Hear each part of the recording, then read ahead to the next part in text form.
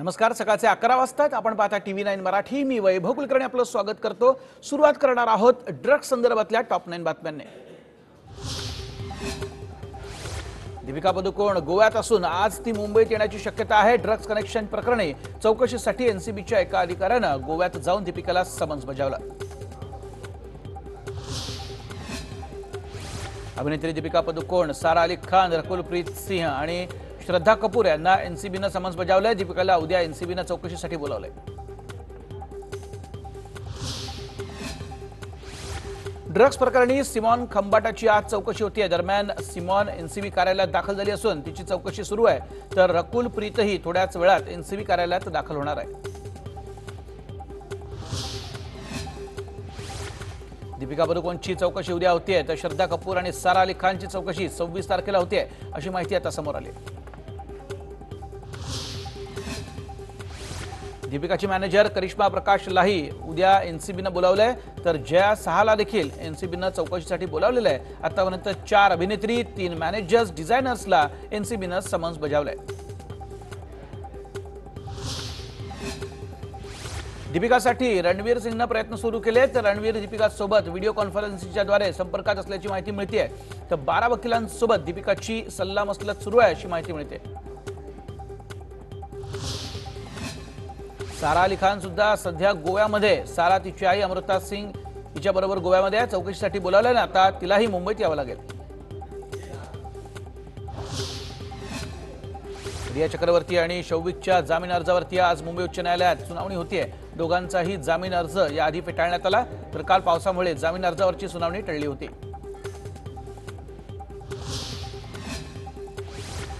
मधु मंटेना याची काल 8 तास चौकशी झाली. जया सहा हिच्या चौकशीत मधु मंटेना याचं नाव समोर आलं. जया सहा आणि मधु यांची समोरासमोर चौकशी झाली. आणि आज दिवसभरातल्या मोठ्या बातम्या बघणार आहोत या टॉप 9 मध्ये. दिल्लीत आज मराठा आरक्षणासाठी आंदोलन करण्यात येत आहे. छावा संघटनेकडनं जंतर मंतर इथं हे आंदोलन करण्यात येत आहे. पुण्यामध्ये ओबीसी संघर्ष सेनेची आज पत्रकार परिषद आहे. दुपारी 12 वाजता ही पत्रकार परिषद होईल.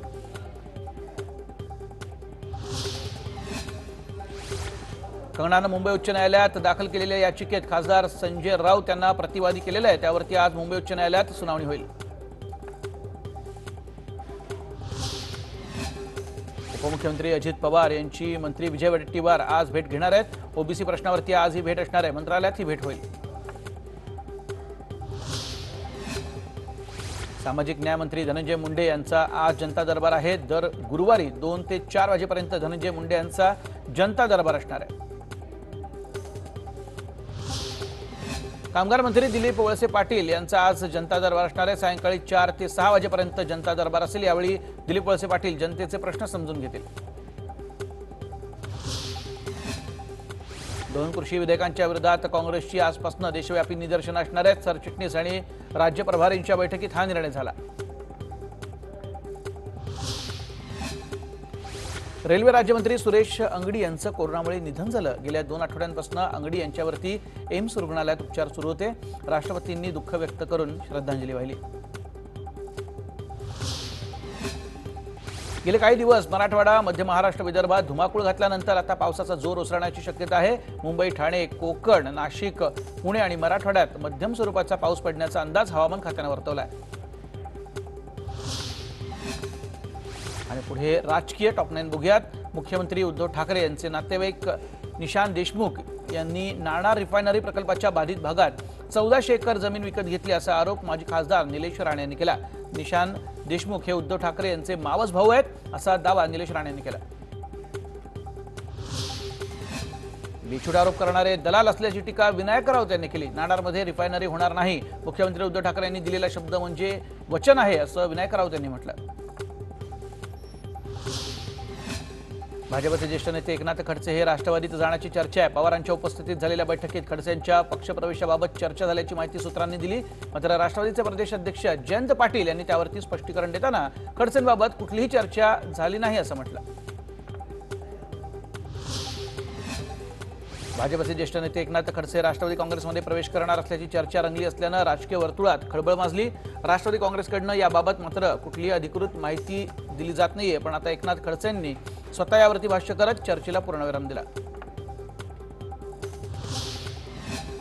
मुख्यमंत्री उद्धव ठाकरे यांनी नवरात्र, दुर्गापूजा आणि विजयादशमीचे सण साधेपणाने साजरे करावेत असं आवाहन केलं. सध्याच्या कोरोना प्रादुर्भावाच्या पार्श्वभूमीवर त्यांनी हे आवाहन केलं.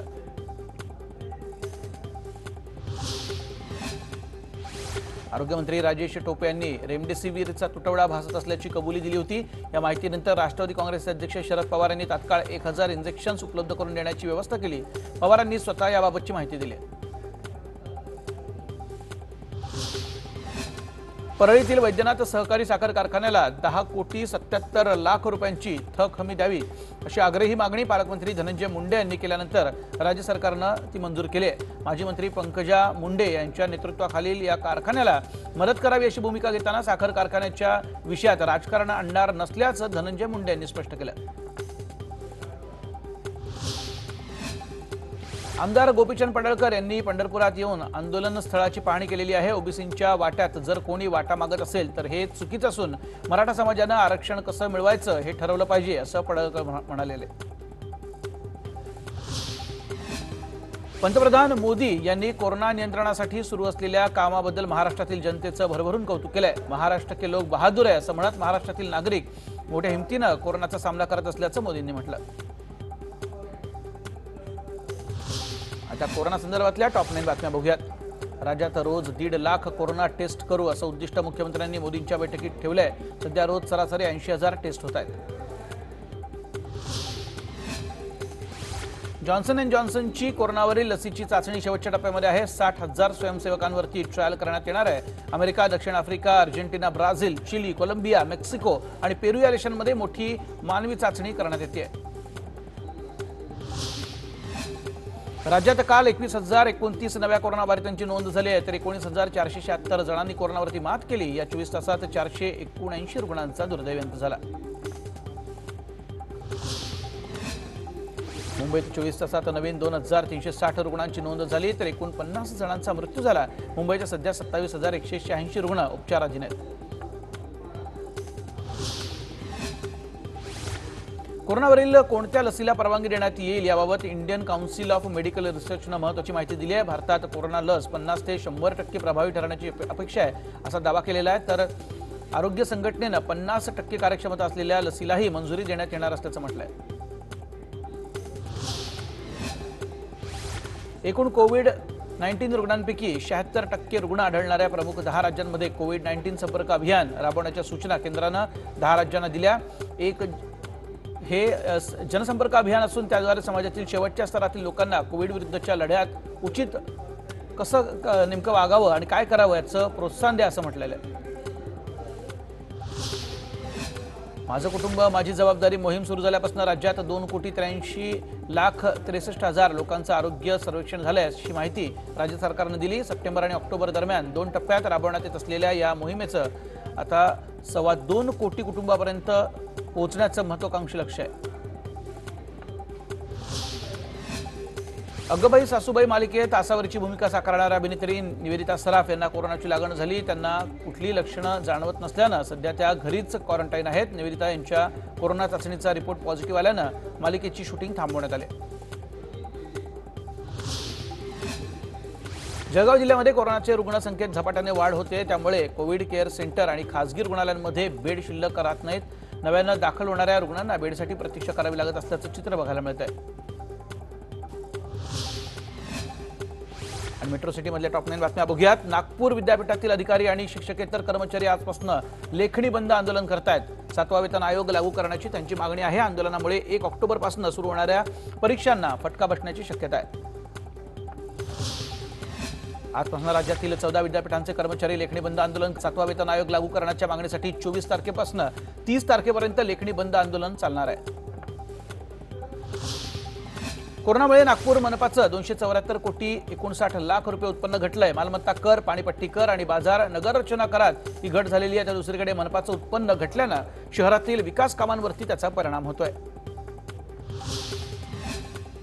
कांदा निर्यात बंदीच्या निर्णयानंतर गडगडलेल्या दरात सुधारणा होत असून आठवडाभरात दर पुन्हा एकदा क्विंटलला 3400 रुपयांवरती पोहोचलेले आहेत। परराज्यातनं वाढती मागणी आणि पावसामुळे चाळीत साठवलेला खराब होणारा माल याचा परिणाम असल्याचं सांगितलं जात आहे। अजंठा वेरूळ लेणी पर्यटकांसाठी पुन्हा सुरू करण्यासाठी राज्य सरकारकडे प्रस्ताव सादर करा अशी सूचना आमदार अंबादास दानवे यांनी महाराष्ट्र पर्यटन विकास मंडळाला केली। त्यांनी एमटीडीसीच्या कार्यालयात अधिकाऱ्यांची बैठक करत पर्यटनाच्या अनुषंगाने विविध विषयांवरती चर्चा केली। चालू ट्रकचे अचानक ब्रेक निकामी झाल्याने औरंगाबादेत विचित्र अपघात झाला। दुचाकी चालकास वाचवण्यासाठी ट्रक चालकाने प्रयत्न केला असता यामध्ये तब्बल 7 गाड्यांचं नुकसान झालं। एमआयटी चौकात हा अपघात घडला। स्टीलनं भरलेला हा ट्रक दुचाकी चालकाच्या अंगावरती जाऊ नये यासाठी केलेला खटाटोप होता। दरम्यान यात बरंच मोठं नुकसानही झालं।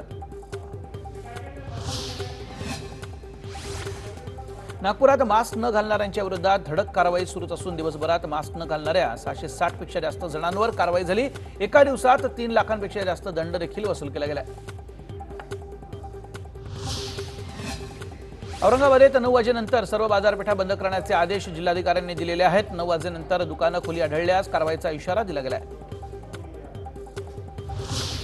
आणि त्या बघूयात पुण्यातल्या टॉप 9 बातम्या। पुणे जिल्ह्यातील महत्त्वाच्या प्रकल्पांना गती देण्यासाठी आता अजित पवारांनी प्रोजेक्ट मॉनिटरिंग युनिट कक्षाची स्थापना केली आहे। अजित पवार हे दर महिन्याला या प्रकल्पांचा आढावा घेणार आहेत।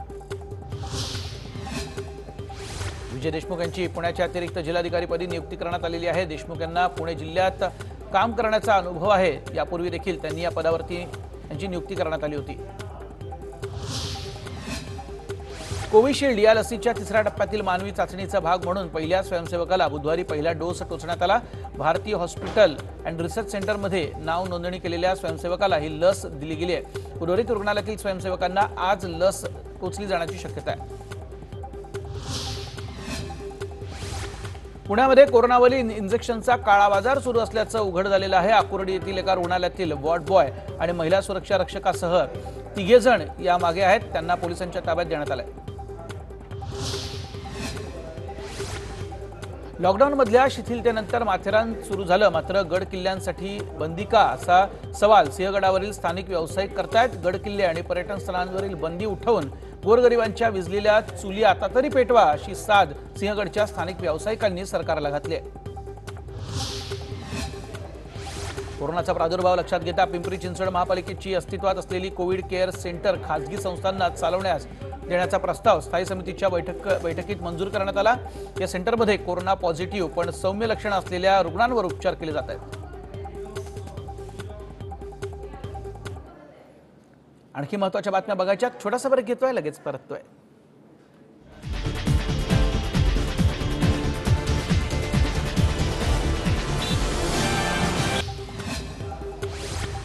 आणि आता बघूयात आयपीएल संदर्भातल्या महत्त्वाच्या टॉप 9 बातम्या। सलामीच्या सामन्यात पराभूत झालेल्या मुंबई इंडियन्सनं कोलकाता विरुद्धच्या सामन्यात विजय मिळवलाय।